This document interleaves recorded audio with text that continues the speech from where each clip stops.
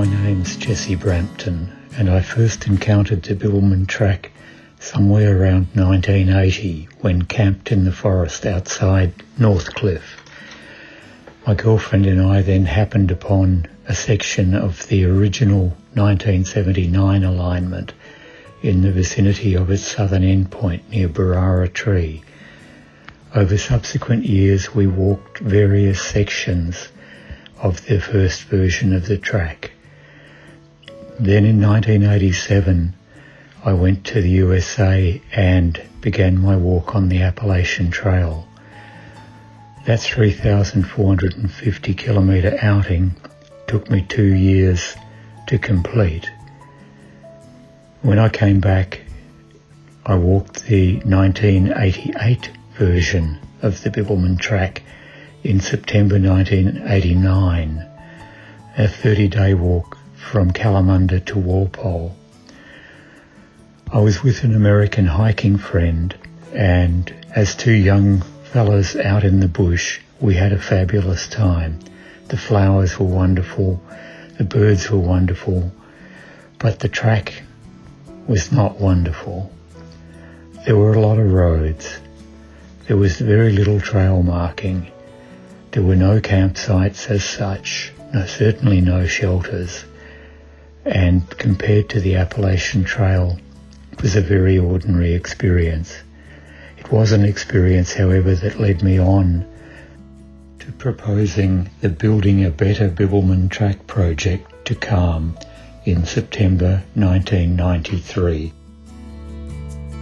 I was asked by Jesse Brampton, who was the original project manager of the Building the Better Bibbulmun Track program, to be on an advisory committee which he'd put together in probably 1996, around about that time, to advise him on the best way to build the track.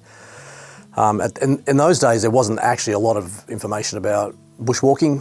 We didn't have a lot of ideas about trails and how you build them, and Jesse was really transposing a lot of information that he'd gained from the Appalachian Trail experience and bringing that into the West Australian environment. Planned by walkers, for walkers, and this is evident in the spacing of the campsites, in the access to towns for resupply points, in a mixture of challenge and easier sections, and in the fact that it offers opportunity for walkers of many different physical capabilities and experience levels. And there's a lot of things about bushwalking that require some really specific stuff, and it's no good just sort of going out there building something people aren't going to use or don't find useful. You need to build something and not waste your money on building junk. You want to build something of quality. So during that process, I actually remember sitting in my office with Jesse, because I also own Mountain Designs, which was the original sponsor of the track. So I think at one point I'd paid for the northern terminus to be built in Kalamunda, and so Jesse and I were talking about the track and what was happening and the slowness of the build that was happening at the time. And I said to him, this is going to end up requiring some sort of community group to keep the thing going and to keep CALM, as it was in those days, on track and on with the build. And he agreed with that, and we sort of threw this idea around about a foundation. And then as we got further into the project, we got the federal grant from the federal government. The track was now fully funded. It was going to be finished. It had 2 years, and then now we're sort of looking at a fait accompli. And I said, well, it's now become obvious that we really do need some community involvement, as we can't just let them, as people used to say, the government run this thing. We need a joint management plan to make this work properly. So I approached a few people, had some ideas, threw some ideas out there. A lot of people had input, and then I went across the road to the Ministry of Fair Trading and registered the name and called it the Bibbulmun Track Foundation. Eventually, we started with the Friends of the Bibbulmun Track, and we went to the Bibbulmun Track Foundation.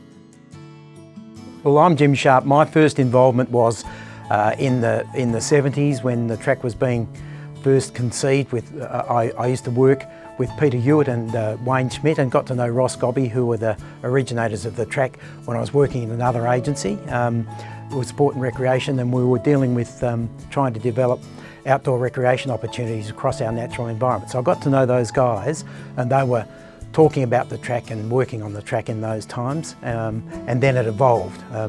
Later on, when I joined the agency, there was a redevelopment of the track being undertaken by Drew Griffith, and I was in the agency then and was alongside the track but not directly involved with that work. And then later I got involved when the track was going to be totally redeveloped with the Bibbulmun Track project, and from then on was involved with chairing the steering committee that oversaw the project. I remember having a meeting with Jim Sharp about it, who was Deputy Director General, I think, in those days, and was really the driving force behind the track. He's the guy who found the money. He's the guy who signed off on everything and got it all done. And I said to Jim, who I'd only really met recently and through this project, so we wanted to have a foundation. And he went, oh, I could see him going, oh no, not another community group telling us what to do, God, this is going to be so painful. And I said, well, it's really good, we've got all these people involved and it could be really useful. And he went, oh, yeah, maybe I'll get a couple of guys to go along to it.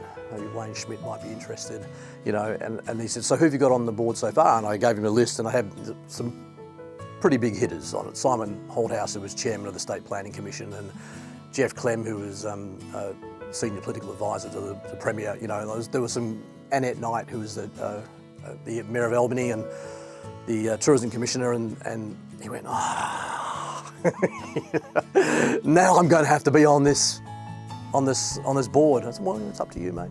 You've got 2 spots reserved, and basically it's going to happen with or without you. So you should really get on board. Well, the track existed, but then from that original work done by the Forest Department, led by Peter Hewitt, and then the redevelopment of it, its first redevelopment was done with Wayne Schmidt and Drew Griffith in the 70s, and that then led much later to the 90s, where we got to the point where the project that I directly got involved with started. The one consistent component of all of that was Wayne Schmidt. He was at all of those levels and all of those iterations, and he was strongly advocating for a track that met world standard and also provided for the widest of the community. The reason people volunteer is it's an Australian thing, I think. You don't see it in other parts of the world. Want to be useful, people want to be happy, and they feel, when they're contributing to something like the Bibbulmun, which is going to outlive us all, it's part of your contribution back to the society. I'm Steve Sertis, and I first encountered the Bibbulmun Track back in the 90s. I didn't know it existed. It wasn't intentional, it was completely accidental.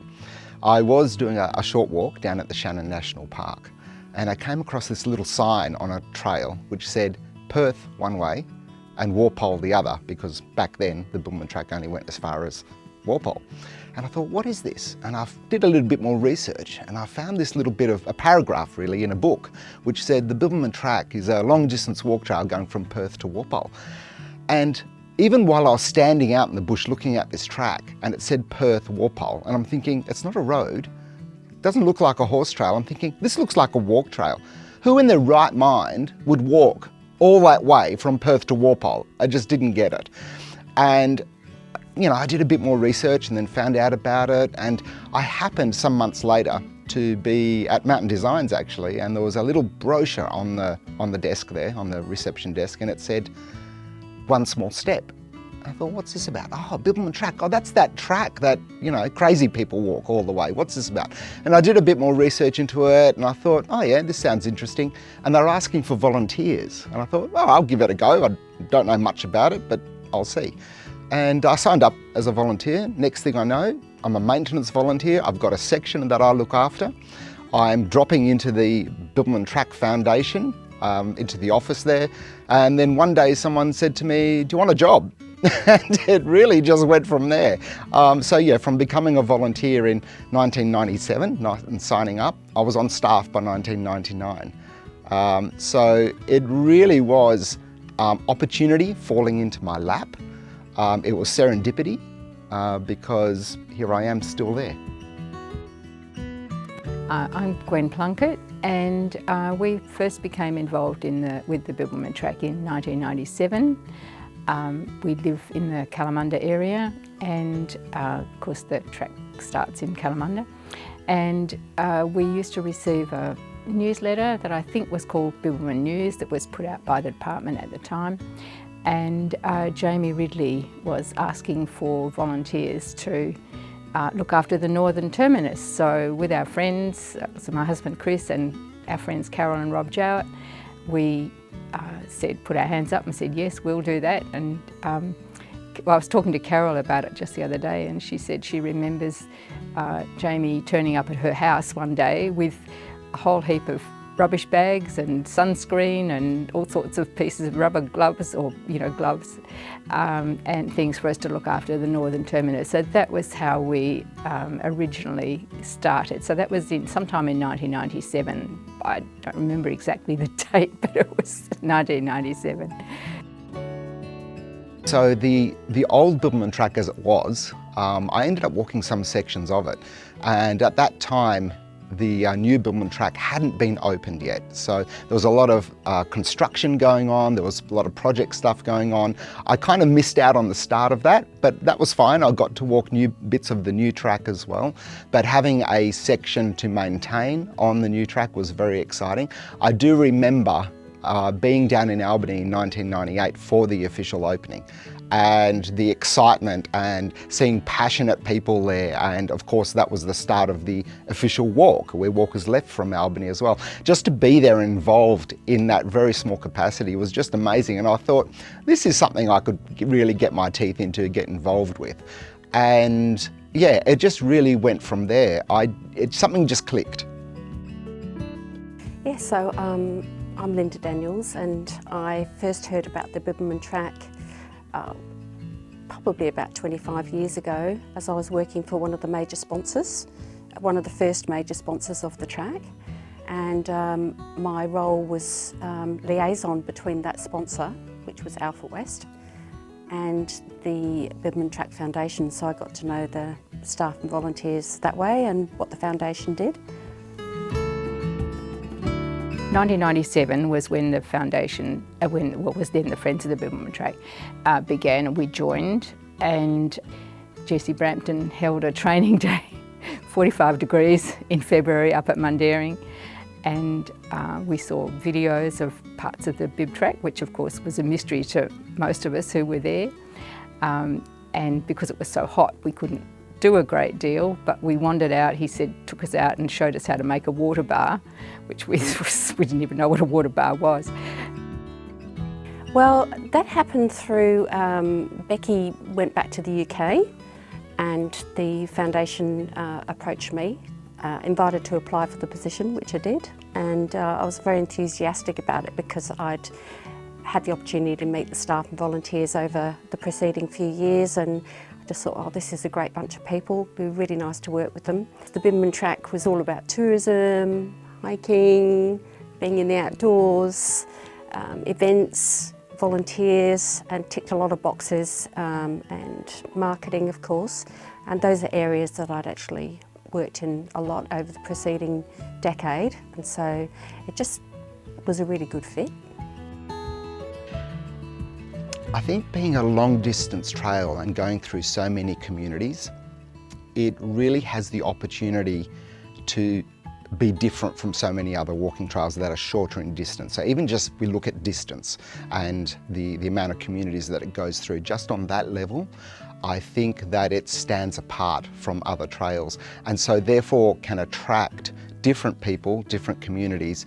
And you see that as a walker, as you walk along the trail doing an end-to-end, or even if you don't, even if you just do shorter sections, you get to see differences and the attractions that it has from local communities. So yeah, things from like even just service providers, when you rock up at an accommodation and their eyes light up when they see you carrying a backpack. They know exactly what you're doing and why you're there. Seeing other people just out in the afternoon walking, you know, just for the afternoon stroll as you approach a town, and they say, how far have you come? You know, how's it been? They're really interested. And I think that's just magic, because they know that we're important to their community, but also they know that, you know, we're on a journey and we're, I don't know, contributing to their community as well. They're just so excited to see us. I recall on some walks where we've walked along and we've seen signs on the side of streets as we've approached the town, welcoming walkers. Just on a, you know, an old whiteboard on the side, lent up against a tree. Just magic.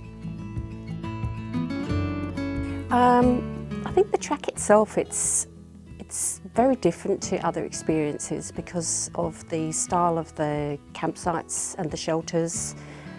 It's a good mix of feeling like you're in the wilderness but not being too far from civilization, so you really get that feeling that you're escaping the day-to-day. Well, you are when you're out there, but the fact that it goes through towns to resupply, and there are so many access points, it just probably makes it more accessible to a lot of other long-distance wilderness trails.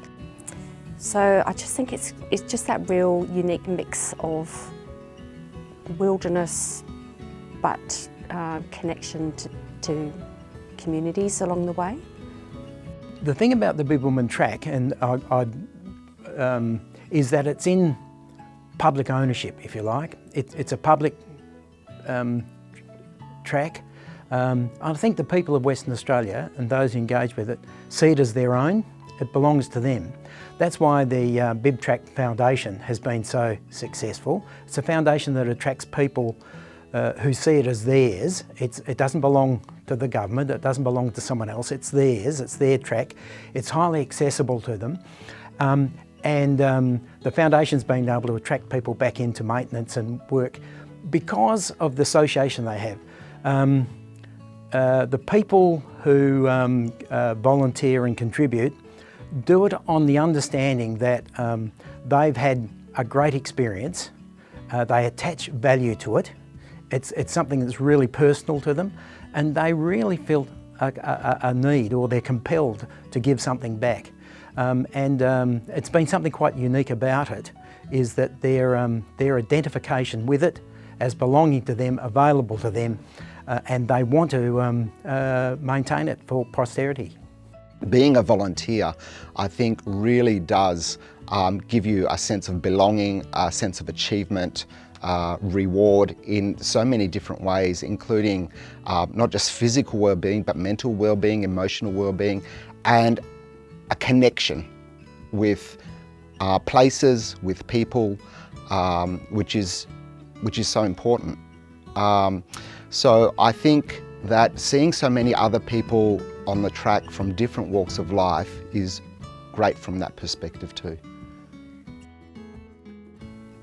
I think there's at least two reasons why people give up their time.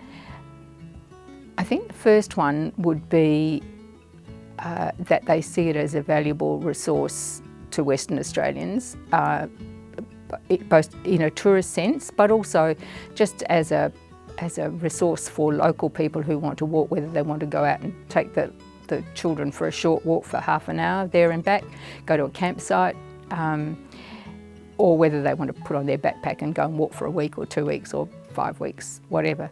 I think that's one of the reasons they like to help to keep it going. And I think the other reason perhaps is that they want to use it themselves, and they appreciate the fact that it's available, and they can see that unless it is maintained, and it's not going to be able to be maintained by department staff, it's just never going to happen, not to the extent that it needs to be.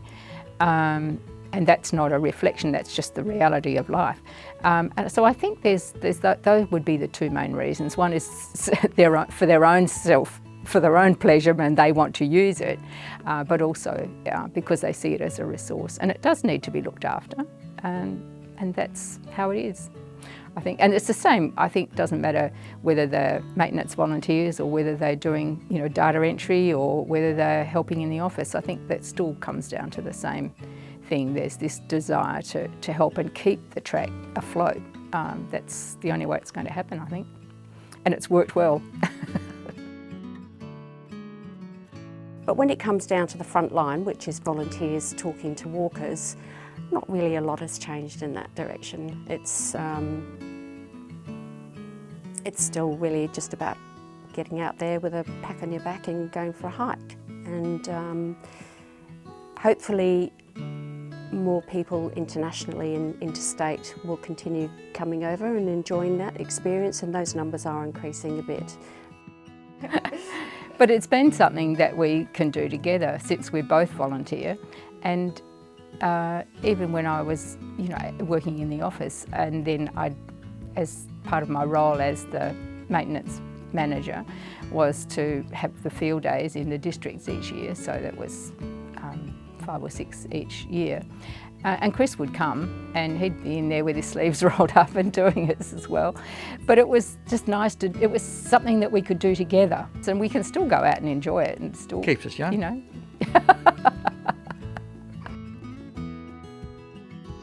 The volunteer program that undertakes much of the trail maintenance is another of the very special attributes of the track. Why do people get involved in looking after the track? I think for many it's a case of giving back. I suspect that most track volunteers are walkers, are people who have been out and experienced the track and have recognised what it offers and looking for a way to give back in a way that is meaningful to them and in a way that they know is going to positively impact the lives of other people. I think that the journey I've had just with doing what I'm doing with the Bibbulmun Track has allowed me just to see life from a different perspective, not be hung up on little stuff, focus on the bigger picture more, and really get that sense of purpose of what I'm doing and why I'm on this planet.